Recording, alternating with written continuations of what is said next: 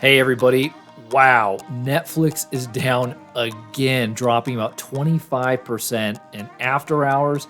Today it was trading around the $350 range, and then after hours it's dropped all the way down to $258. So it'll certainly be interesting to see where it'll be trading at in the morning. But they came with earnings today, and obviously investors did not like what they have heard. And it's interesting because, I mean, this stock, not very long ago, in fact, if we take a look at a chart here just on Yahoo Finance, I mean, they were trading almost $700 a share back in November. So you're talking just, 5, 6 months ago, this company was trading at around $700, and today it's trading around $260 a share. So that's somewhere around 60 to 65% drop from its highs. And so, there's a lot going on in this earnings call today that we're going to kind of go over, and also their earnings report. But the major impact here and why it dropped so much is that their subscriber count dropped. This is the first time since 2011 that their subscriber growth dropped overall, dropped about 200,000 subscribers. So I want to talk about earnings. I want to talk about, is this a big deal or not? I'm always looking for a very, very good bargain. There's 5 different criteria that I'm looking for when I'm looking to buy into a company. One is I got to make sure I understand the business, and certainly for Netflix, I understand it pretty well. Number 2, I want to make sure that management is vested in the company. They're led by one of their co-founders, which I absolutely love. And 3, I want to make sure that they're a long-term compounder, so they're growing at least 10% per year, and that's going to be that way for several years out into the future. And I certainly think Netflix fits in that category. 4th, I want to make sure that the company has a competitive advantage. I do think Netflix has a competitive advantage. I mean, they have unique content on their platform that you can't get, say, on Disney, Hulu, even Discovery that just came out that merged with Warner Media. So I do think Netflix has all that. But the 5th is, as far as valuation goes, is this company trading at a margin of safety? Now, I have done a deep dive analysis on Netflix before. In fact, I've done a couple of those. So I'll drop that down in description below if you want to go check out that video. I'll put a link down there. So I'm not going to go a deep dive into the company itself. We're just going to talk about earnings, and I'm going to talk about valuation and kind of if I'm interested or not in this stock from where it's trading at right now. So let's jump over to the earnings real quick. And I gotta say, so this is the shareholder letter that came out for their earnings report today. And you don't see too many companies start out with a shareholder letter, which I absolutely love, especially when you have a quote unquote bad quarter like this. You want to hear directly from the CEO, and I absolutely love that. In fact, they started out saying our revenue growth has slowed considerably as a result, and forecast below show. I absolutely love that Netflix is coming out and saying, hey, our revenue is not growing as fast as what we want. This is a problem. There are so many times I see companies have a bad quarter or something bad in the quarter, and they just kind of brush over, or they try to make everything sound so great.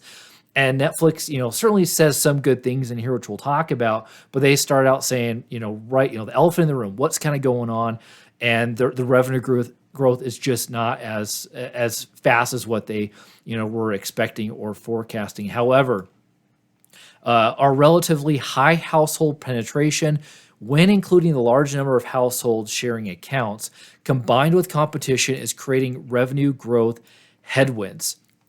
The big COVID boost to streaming obscured the picture until recently.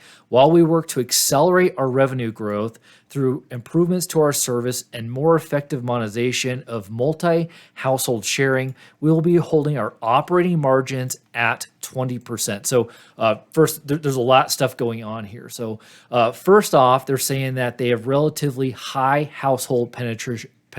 So they're saying, at least from the US based market, they've pretty much penetrated the market. In fact, they've talked about in this earnings report and in their earnings call that their growth in the future is going to be international. And Canada, the United States, they feel that they've pretty much saturated the market there. And you think about it, COVID really pushed them into that full saturation.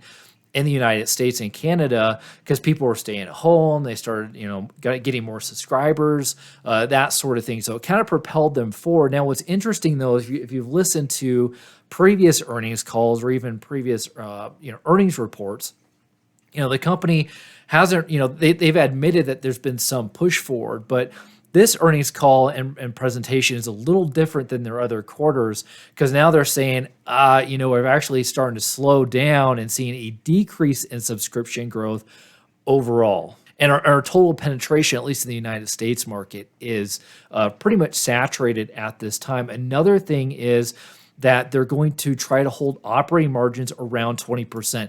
This is huge. If you go back and look at Netflix over the last 5 years, I mean, their operating margins were around 3%. Then the next year was around 5%. And then the next year was around 8%. Then they got up to, I think it was around 12%, then 18%. And then the last year, it's been around 20%. So their margins have grown. So their revenue, they certainly have had pretty amazing revenue, but their margins itself have grown, which means that their operating income and their bottom line income has grown compared to their sales growth, which is absolutely fantastic. And they want to try to keep that 20%. So that is a very, very healthy margin for Netflix. They also go on to say that their key to success has been our ability to create amazing entertainment from all around the world, present it in highly personalized ways, and win more viewing than other competitors.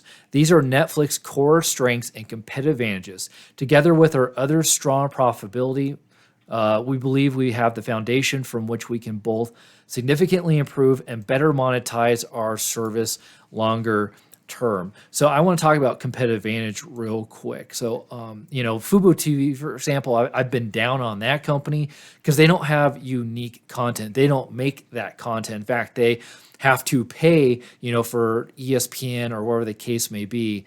They don't actually develop that type of content where like Netflix and even Disney create their own content, which in turn creates a moat, which creates a competitive advantage. They own that content that, their viewers can't get anywhere else. All right, so let's kind of go on here. And next part I want to talk about is the company comes out and talks about why their revenue is not growing and will probably not grow as fast as what they like, certainly in the short term. So they go over, I think it's 4 different reasons. Yeah, 4 different reasons. All right. So first, it's increasingly clear that the pace of growth into our underlying addressable market is partly dependent on factors that they cannot control. So essentially, they kind of go in and talk about broadband and some different markets. They really need to wait for broadband to get into there so that, subscribers or potential subscribers can actually use Netflix. And this is more internationally, not necessarily like in the United States and Canada.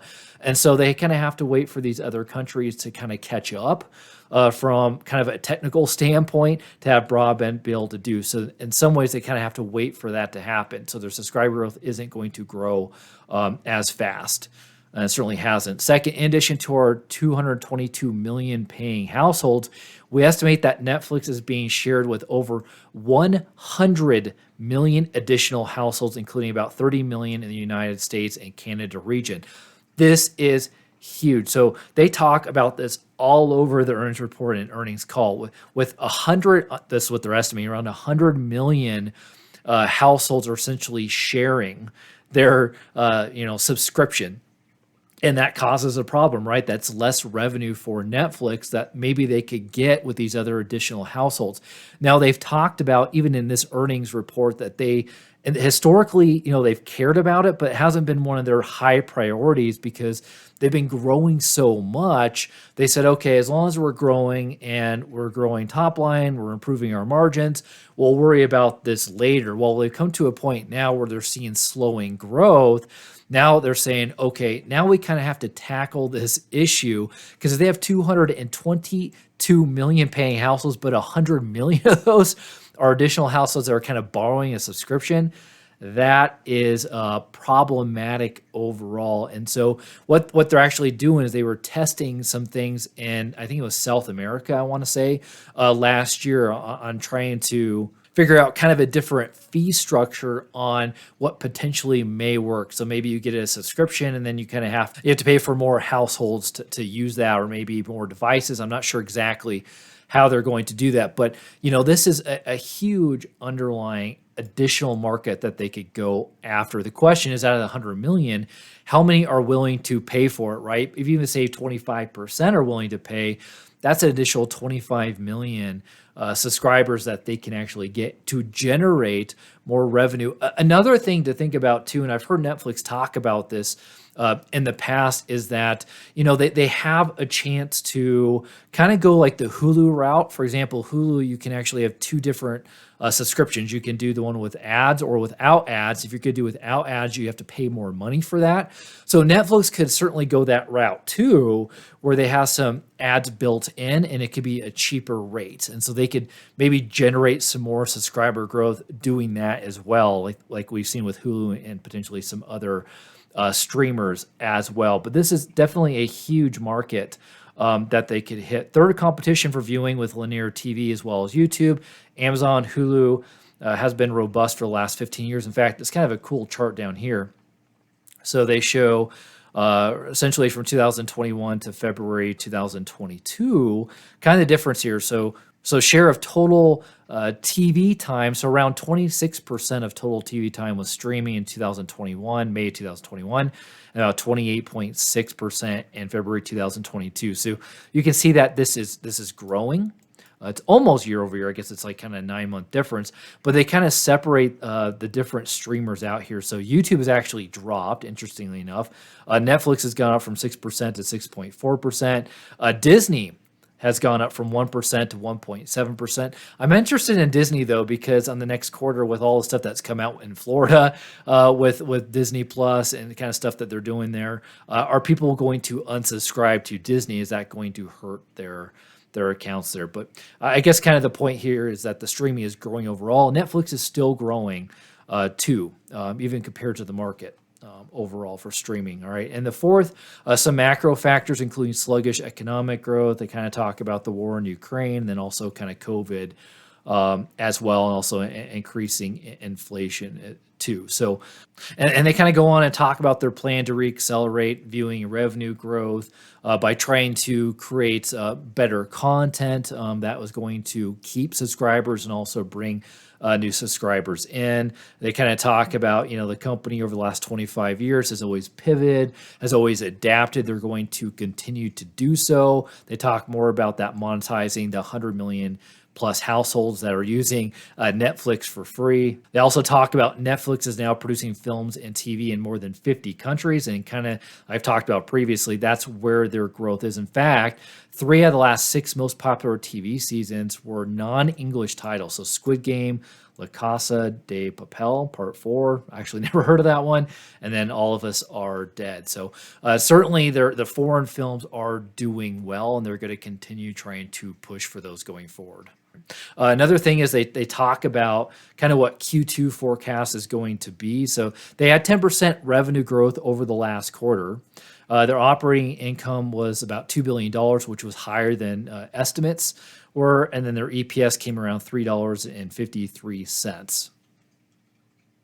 Now, as far as their forecast goes for Q2, they believe they're actually going to have a decrease of around 2 million subscribers. So I'll say this, as far as losing 200,000 subscribers, that sounds like a lot. My personal opinion, that's almost nothing. That is barely anything. When you're talking 222 million subscribers, 200,000 is like, was that like an 1/8 of a percent? It's so low. It's so minuscule compared to the overall subscribers. That really doesn't worry me too much. Now, 2 million, that's kind of a little different scenario there. So if we take that and take a look at 2 million, for example, there, you're talking about 0.1%. So still not a ton, certainly more than 200,000. But I guess my point is that even losing 2 million isn't a huge deal compared to the overall number. And I caught something interesting in the earnings call today, and I wanted to talk about this. So here's kind of the transcript from the earnings. And one of the analysts asked a fantastic question. So that they kind of asked about concerns around the subscriber decrease and kind of what subscriber growth and numbers are going to be going forward. And this is what management had to say about it. So they said, so you should expect that member numbers or subscriber numbers are sort of less relevant over time because these it may very likely show up in ARMs. So ARMs is average revenue per member. So you should think about it as an engagement and average revenue per member, probably increasingly important. And then obviously revenue growth, which we've always said we are trying to optimize both near and long-term revenue growth to drive that positive flywheel of reinvestment in the business. So what I gather from this is that what the management is saying is don't really focus on subscriber growth or subscriber numbers. You really should be focusing on ARMs, which is average revenue per member. And it's kind of my thought process around Facebook or Meta as well too.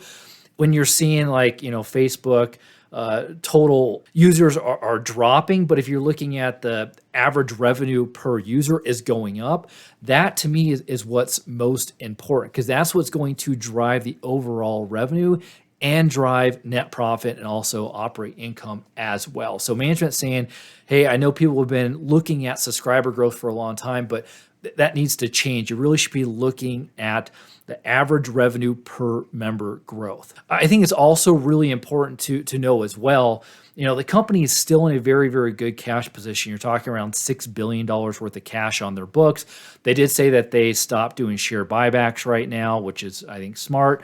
Their net debt, I think, is around $8 billion. So they're not in bad position right now and going forward, in my personal opinion. So before I kind of give you my opinion about Netflix, if this is something I'm interested in, let's kind of talk about valuation first. And I think it's really important to kind of look at operating income and kind of figure out where growth is going to be going forward, and trying to figure out what the growth is and kind of what the current multiple is, and seeing if those align well, if they look optimal from a valuation standpoint. So for example, the company's already talked about that they want to grow in double digits. That's what they said in the earnings call and even in the earnings report. And they should be able to grow, I think, 10 to 12% on the top line. If we even look at what analysts have to say, and this is ticker terminal, if you guys are wondering.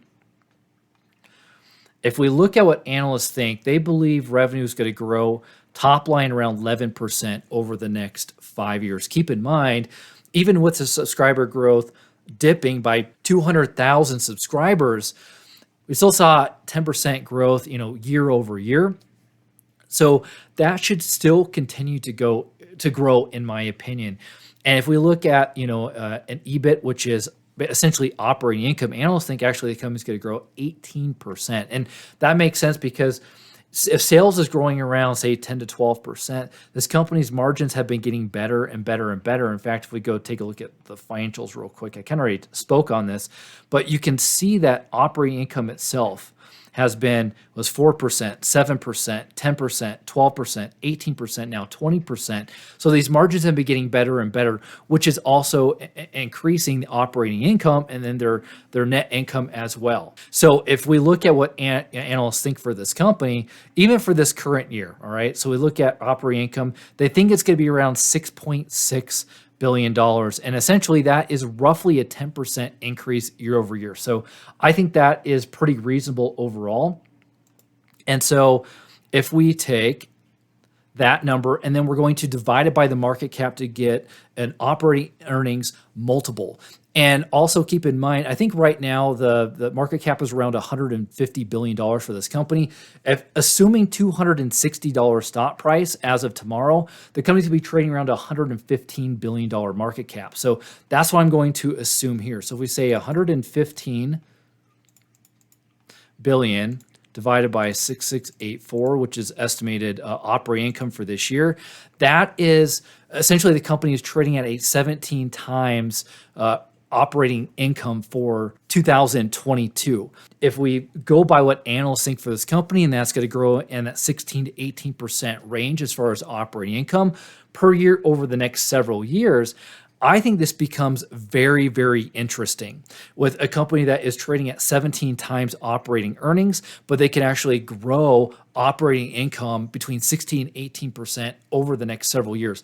So at this point, valuation looks very attractive to me. Very, very attractive. I've done other videos, and even though that in some of the videos I've talked about the intrinsic value being higher than what it was trading at this point, it's gotten to be very, very attractive. And so I'm very interested in Netflix right now. And I think there are times when, the market gets on too much high. If you look at this company, it was trading at $700 a share.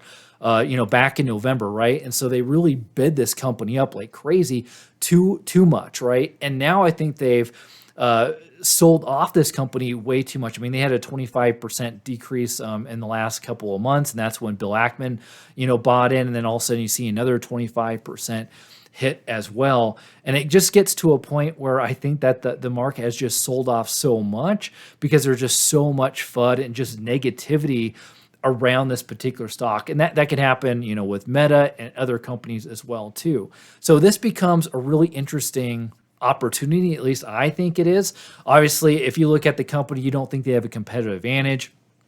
If you don't think they're going to grow top line growth 10%, increase their operating margins, if you don't think what analysts think they're going to do as far as increasing, operating income by, 16, 18% per year over the next several years, then you might have a completely different take than what I do on this business. But I got to say, with 100 million households that are basically borrowing, another subscriber login, I think there's a lot of opportunity for Netflix to tap into that. I think they can expand and be able to ad type content like Hulu does and kind of get maybe a cheaper subscription base for those people to try to get them to come in. So I still think there's opportunity for Netflix to grow. Now, they have been saying for a long time that they're looking to saturate the entire globe with around 500 million subscribers. Now, they're probably going to have to kind of change that. I don't think they're going to get to that at this point.